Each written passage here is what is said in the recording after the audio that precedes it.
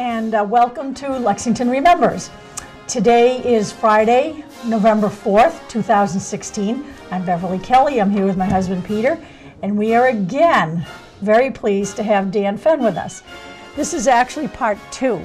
We interviewed Dan a couple of weeks ago, but he has had such a rich and varied life that we didn't get to everything. So we'd like to back up a little bit and touch on some things that we think all of you will be interested in.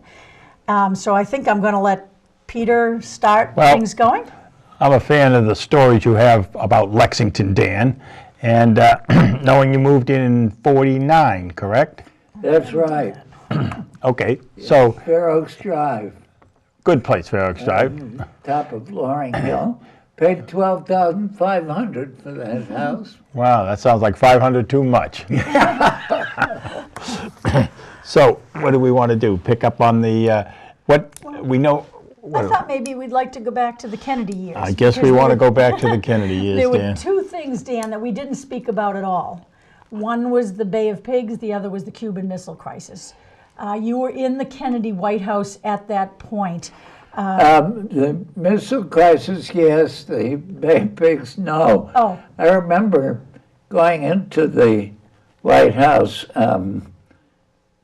Was it the first time or the second time I'd been there? And Kenny O'Donnell, the president's appointment secretary, so-called very good friend of mine, and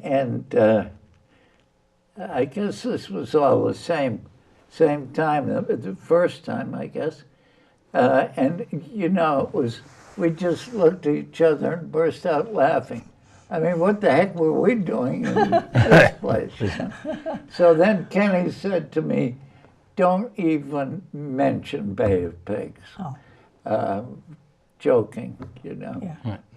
So but it was a very important experience for John Kennedy because he said afterwards, not publicly, I didn't ask the questions I should have asked. I didn't have to ask the questions I had in my mind because these guys 14 years before were running the war.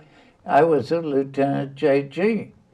And it's fascinating that ever after that you listen to the tapes of any of his conversations about anything, and he's asking questions. Right. Not to get a consensus, but to clarify his own So he thinking. learned He from conceded to his seniors on that Right. one, and not Right. perhaps a good idea. Yes, yes.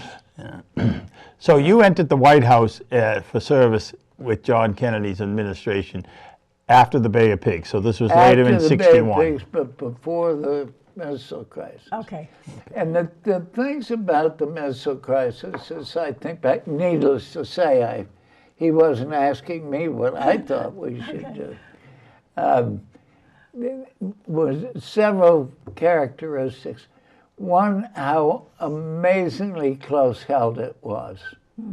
There was, I found out, it all broke on a Tuesday. And you know, if you're around, I mean, you could sense something was going on, and big black cars pulling up all the time and stuff.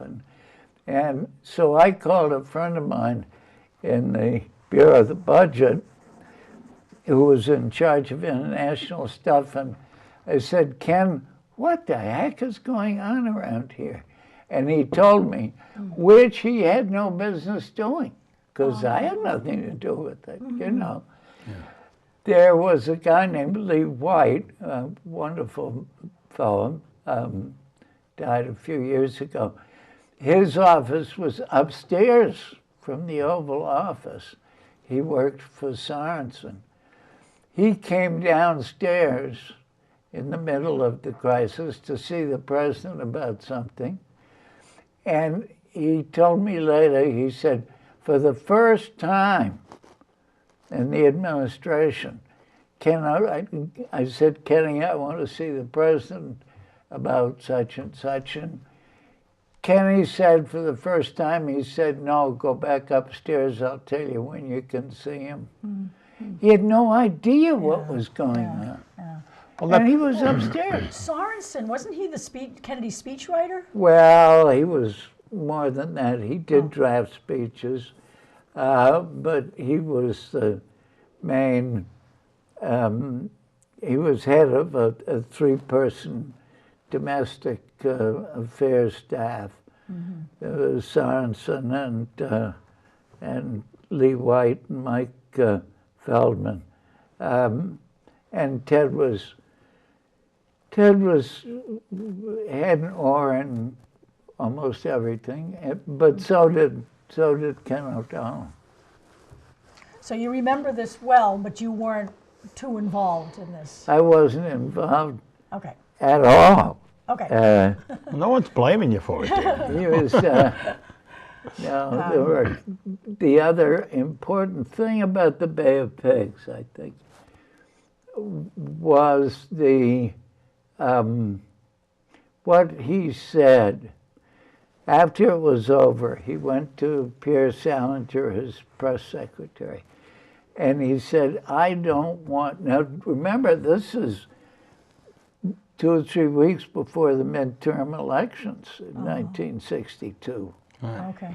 And it's the end of October, middle of October. Went to Pierre Salinger and he said, Pierre, I don't want anybody saying this was a great American victory. This was a victory of 2 countries who stepped back from the brink. From the brink. Yeah. And the reason, as he said, was because Khrushchev got his hardliners too, and we don't want to put him in an embarrassing position with his hardliners.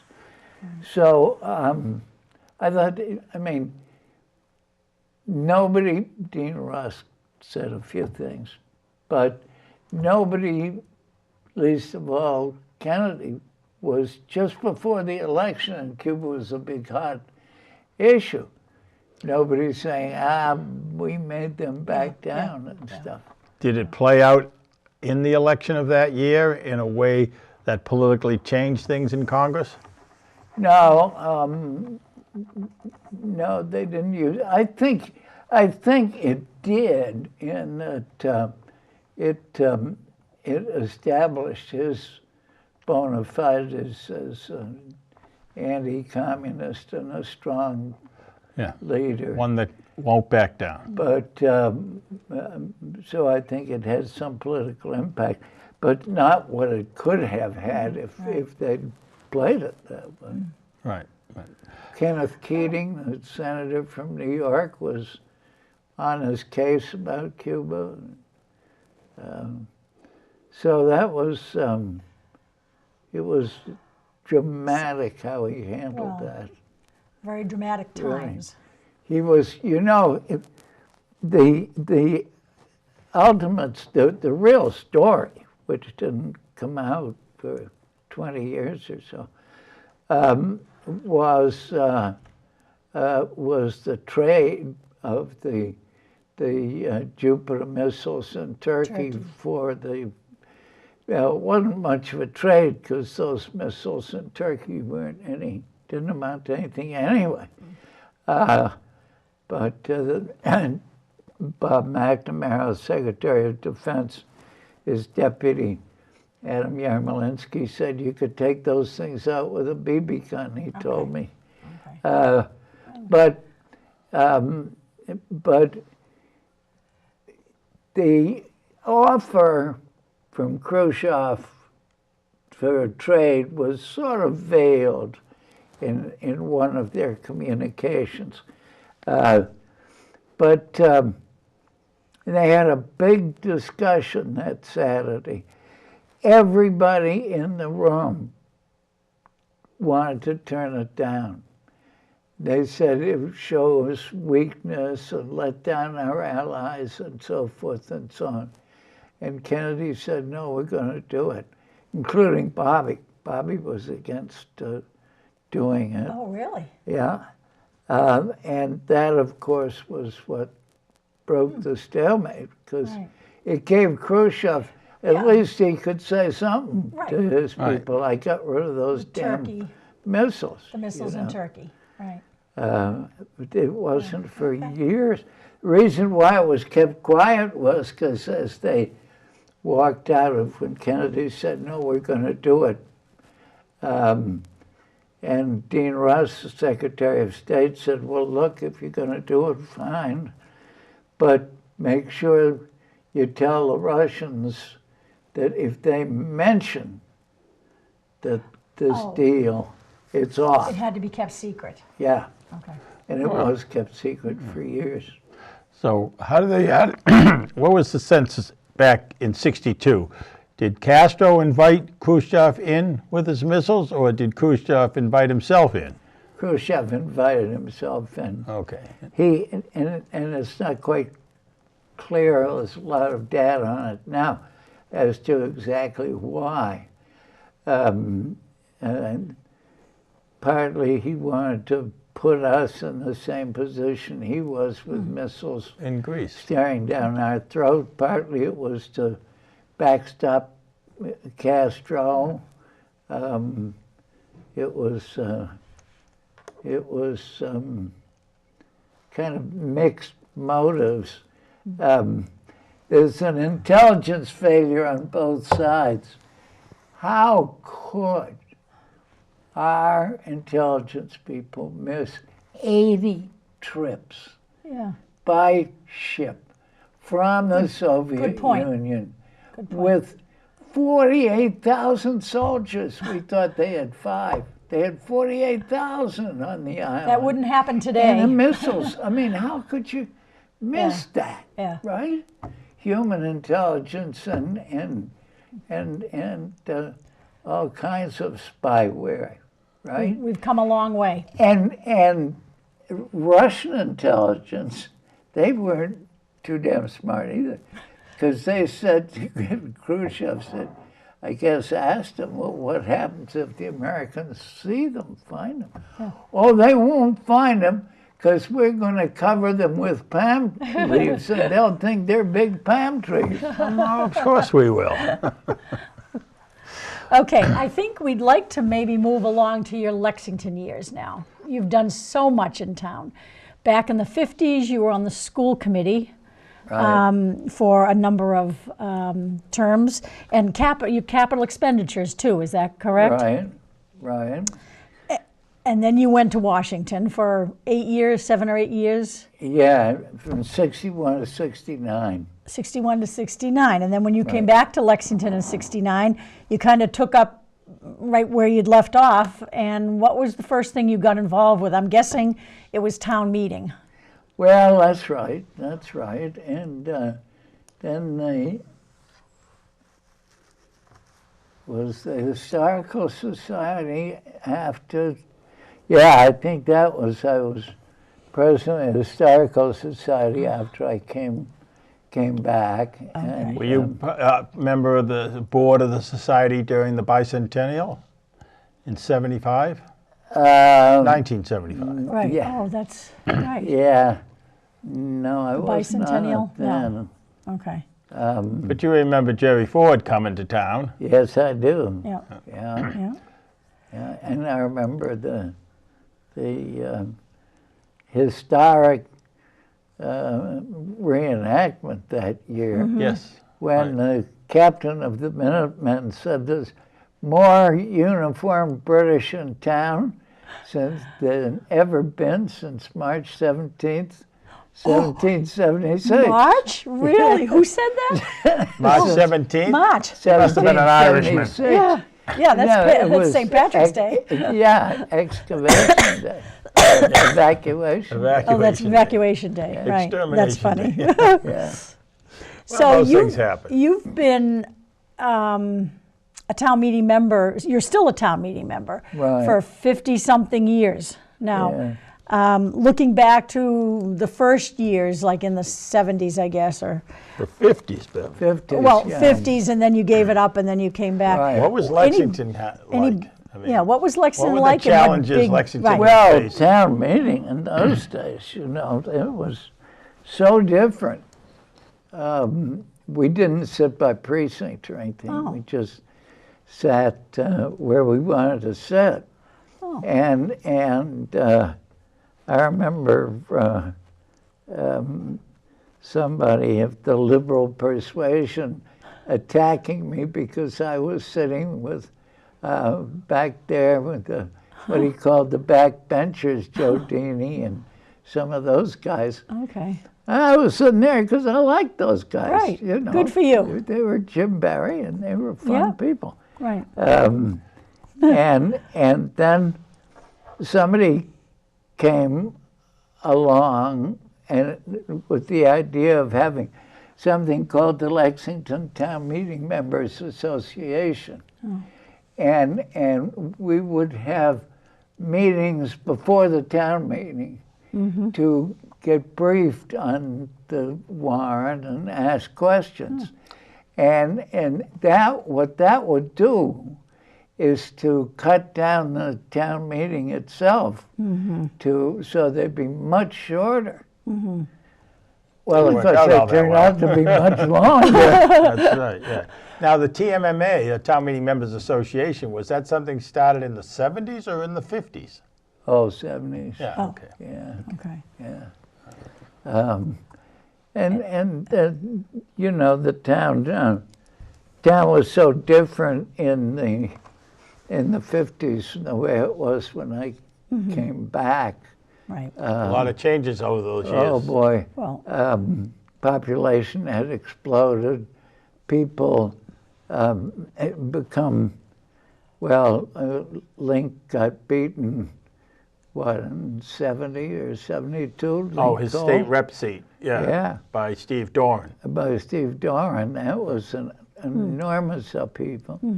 Town became as democratic in its politics as it had been Republican. They were going to call it Cambridge Farms again, weren't they? Yeah, right. and the reason for the population increase really had a lot to do with the building of 128. Oh, I think so. Right, right. Yeah, I think So, so.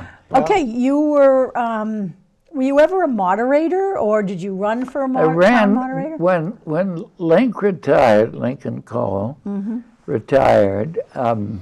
I ran and Marge Batten ran, and she won. Now Tom, my son, has never lost a political fight in his life, but I've lost more than my share. You paved the way for him, I think. Put up a good fight.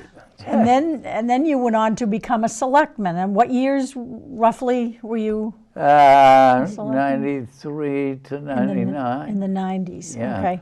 And did you have a good board? Well, I thought it was a great board, and Bill Daley was chair, and Rick was town manager, Leo McSweeney, Dan Booza, and Betty Edison, and me. Good board. What were your issues back then, Dan? Just Well, balancing your budgets? Yeah, I mean, never had enough money.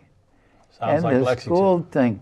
You know, I'll tell you, some big stuff happened on that year, those years, really important stuff. The selectmen didn't talk to the school committee. The school committee would come up with a budget, the superintendent come up with a budget, the school committee. And the selectmen would, then it could be quite nasty and difficult. Contentious. Yeah. The school committee still had that independent authority in those days. Right, until 93. when they- Proposition 2.5, and by 93, I guess they lost it. Right. It seemed pretty sensible to us that the school committee and the selectmen should talk. And so I remember Bill Daley and I went to talk to Joe Dini, who was on the school committee, was chair. He was a very good guy. You could work with him. And then we began to talk as soon as we had a rough idea of how much money there was. And we'd sit down with them and say, hey, listen, this is what's available, and this is kind of what we need, and what do you guys need? And I remember Bill Daley saying, hey, they've got real problems over there in terms of need. And so I remember one year, we had this conversation, and the superintendent was there. And I went to the next school committee where he was presenting his budget to the school committee. And it was astronomical. I mean, he wasn't taking into account the available funds at all. I was furious, and Joe Dini and I had some conversations about that. Joe says, I'd much rather be bawled out by somebody I like than somebody I don't. But then Rick began to formalize that process, and the whole summit thing, and the meeting, but you guys and the appropriation committee and the school committee and the capital expenditures. We used to call it the Gang of Eight. Yeah. Remember? And you had 2 members of each of the That's finance right. committees. And, it was amazing the degree to which the tension between the selectmen and the school committee dropped. Once they started talking. Yeah. Yeah. And, Good. okay, well, look, here's the pie. Yeah. How are we going to slice it up? Right. Good. Good. Made a huge difference, I thought. So you paved the way for the way business is done now. Yeah. Right. We And that was in the 90s. One big happy family now. oh, I know. I can read in the papers. Okay, any other political committees, and then I want to get on to your work at the First Parish Church and a Yes. few other things, but any other political involvement? You run the Historical Society, but that's not, part of the politics. Yeah, and There's politics and everything. Well, that's true. And I was okay. I was involved, although not as much as I had been, in the Democratic Town Committee. Oh, sure. I'd been very involved in that, and something called the Democratic Club before we went to Washington. May have talked about this the last time, that there were a lot of Democrats in town, about 1 out of 3 people. As you could tell by the presidential and gubernatorial votes. But nobody would admit they were Democrats, because that just weren't, no nice people were Democrats, Yeah, it was definitely a Republican town for a long, long time. Yeah, 3 to 1. So some of us worked pretty hard to say, hey, Good. we're here, and there's nothing wrong with being a Democrat. Absolutely not. That doesn't mean you're a communist or a crook or something. Okay, and you mentioned the Historical Society. You were president of that for quite a while. Yeah. And you also, I know, did a lot of work with the First Parish Church. Now, you were interviewed, there was a whole interview done with your involvement. But well, you it wanna wasn't hit so on some much my highlights? involvement. That Oh. was, we did that in 2013. It was the history of First Parish. And of course, the reason why it was relevant to 2013 was because church and state were the same through until about 1813. It was the only church in town. And the minister was hired by the town, paid by the town, and part of the payments actually was the proceeds from called so-called ministerial lands, which ran between, I think, current Massachusetts Avenue beyond the Green around to Waltham Street, that whole area. And those were supplied hay and wood and pasturage and so on, which helped pay the salary of the minister. So the highest bidder came in and bid for the hay or the wood that was on it. I think that's how I remember hearing it would be done. Yeah, right. And then that money went to the town coffers, which then First Parish, right, and pay the minister. Right.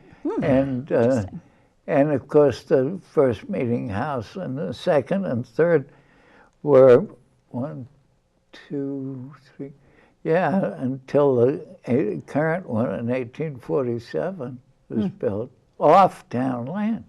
But they were all on town land. Up until then. And paid for with tax money. So much for the separation of church and state. Yeah, well, there wasn't any. Right. So, I mean, if you remember this group of guys went to the Great General Court in 1692 and said, hey, schlepping way into Cambridge, particularly in the winter and the mud season, is the pits. It was the pits. We want to have our own parish. Right. And finally got it. Speaking of the church, though, the Charles Dickens thing, do you want to ask Dan about that? Tell us about your upcoming event, December 4th this year. Oh, yeah. Reading of Charles Dickens And how at did the you parish. how did you get into that, doing that? Yeah, well, get into the church thing 1949 when I moved here, because my father was a fifth-generation Unitarian minister, and so it was a natural connection for me. And that parish, like any other, does a lot of things for and with and in the community. And one of them is my annual reading of Charles Dickens' Christmas Carol. And this year it's going to be December 4th, 4 o'clock in the afternoon. 4 o'clock. And somebody does, Hazel Graham and some other people do hot chocolate and cookies, and it's wonderful. And this is downstairs in the first parish, and there's isn't there a fireplace there? So the atmosphere is set. That's right. Yeah, great. December 4th. About, including the intermission when we have the hot chocolate and stuff, takes about an hour and 3/4. Okay. Needless to say, I don't read the whole thing any more than Charles Dickens did. Right. But all are welcome. All are welcome. All are welcome. All are welcome. Okay. How many years have you done that, Dan? Well, I don't know, 10 or 12, I guess. Yeah, good. My father, I read it Christmas Eve to my family. My father read it before me, my grandfather before him, so it goes back a long way in the family. And how many grandchildren? You have a great-grandchild now, right? Yeah, I Yeah. have a great-granddaughter. Wow. Yeah. Good for you. Okay, the things, I mean, you've done so much in Lexington that you were awarded a number of different awards. I've been Acknowledged. over-celebrated. No, I don't think so. I mean, look at what Well, you've done. He got a hat. But He got a hat and he got a We cane. share the. Well, I haven't got a cane. No cane for Well, me. you're not quite old enough. You But the gotta know Minuteman that. Cane Award and the White Tricorn hat. Right. And then, were you ever the chief marshal for any of the Yeah, I Patriots was parades? chief marshal for a Memorial Day parade, and also for April 19th. I remember, for some reason, Keith Asikoff, who's my dentist, was on the reviewing stand when I was chief marshal for the Memorial Day parade. And he had just fixed all my teeth. So, He said, smile, Dan. yeah, exactly. So when I walked by, I smiled and pointed to my teeth. Keith had done a good job. Did a good job. Hasselhoff was here. Yeah. So is there anything else, because I think we'll probably wind this up pretty soon, is there anything that we haven't touched upon that you think the viewers might be interested Or in? something you want to get on the record, Dan, that's been Yeah. gnawing at you for 50 years. You know, I'll tell you, I've done a lot of things in the town, and I was on the HDC for a while. Oh, okay. And you and I have fought many battles, some winning and some losing Almost winning. together. I guess something that strikes me is, you know, you get one thing done. I mean, the walking tour that we set up, you know, and those plaques are still on the. Yep. That was a good project, and get something done at the church, being on the committee to pick the new minister, but there's always something else that comes along. It's life, Dan. Yeah, there's something else that needs Right. doing, or that I think needs doing. But don't you feel like the town is we get the work of the town done, and it's done well. It's a well-managed town. There's a good bond rating, and I'm sure there was back in your time too, when you were Good on with the boards. bond rating was good. We didn't have all this loose cash that you guys have, and Just good management, just all Dan. this. Yeah, Yeah. But We it's got some really full cookie jars now. but it's a wonderful town, and Yeah. you have helped to make it a wonderful town, Dan. And it's a town. You know, Joe Dini mentioned him before. He lives in Bedford, I think, doesn't he? Oh, I don't know. Yes, I think He's it's. great guy. Yeah, Great guy. Was he a dentist too? No. He's an aircraft guy. He sells Right. airplanes. Did he live on Bedford Street? No, he lived up in up by Lowell Street in Sanderson Road, I think. Up Yeah, I think so. And he was very active in Sacred Huckins Heart. Farm. Okay. I think he's up in Huckins Farm now. In Bedford, Yeah. right. So, Very, very good guy. He used to point out that before we got into numbers on our telephone exchange, that Volunteer. our numbers were volunteer. oh, I remember that. Volunteer Remember? 2 and 1. Right. And, VO. Absolutely. And I think, I'm not sure that the community as a whole recognizes how absolutely crucial people's brains and ideas and time and energy and effort are in making this community the town that it is. yeah. I mean, it There's just a lot of good, smart people helping out a lot of good, smart people. The Right. involvement in this Right. town is incredible. right. And that's what that's the strength of the community. I is- think It's that also what drives you crazy, though. yeah. No. Well, the ones that disagree with us, but it's just, and this, you and I know, it's sometimes it's sort of a pain, you know, because people are coming in with this and that and the other thing, and but it's a pain that I was happy to Right. endure. Right. Just like because family, it's just a bigger family. That's right. That's right. Because the input is so important. Right. That's right. That's right. And we have plenty of input.